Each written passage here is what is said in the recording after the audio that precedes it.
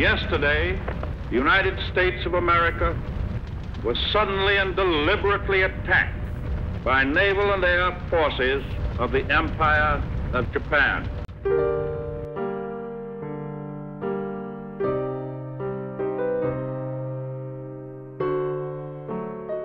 Within 24 hours of the bombing of Pearl Harbor, the Tuna CCC camp on the far western edge of the Crescenta Valley was converted into a Japanese internment camp on what is today the Verdugo Hills Golf Course.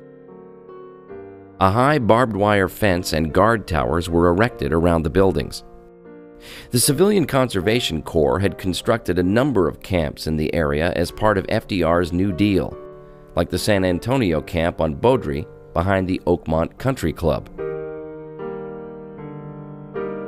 The Tuna camp could house 300 people at a time, and from 1941 to 1943, nearly 3,000 Japanese were held prisoner there, 2/3 of them U.S. citizens. The government also took advantage of La Crescenta's many sanitariums. They sent Japanese detainees suffering with lung illness to the Hillcrest Sanitarium at the top of Lowell Avenue. With guards posted at the door, it became a kind of makeshift prison hospital.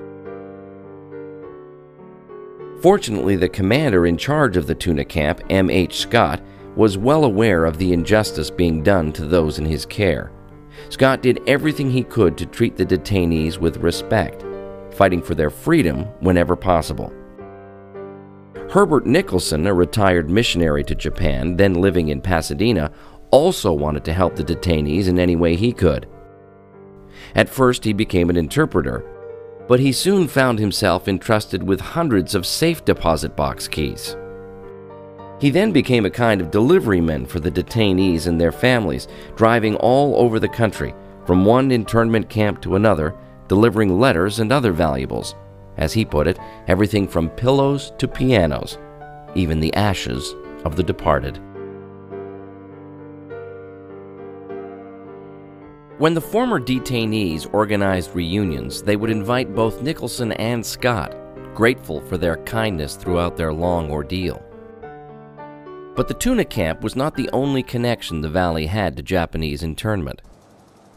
It's well known that Descanso Gardens has one of the world's largest camellia forests.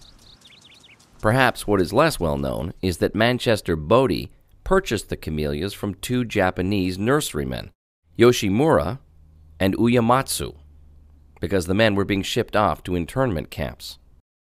Bodie paid them fair market value for the plants and during the war covered the mortgage, sending money to both men.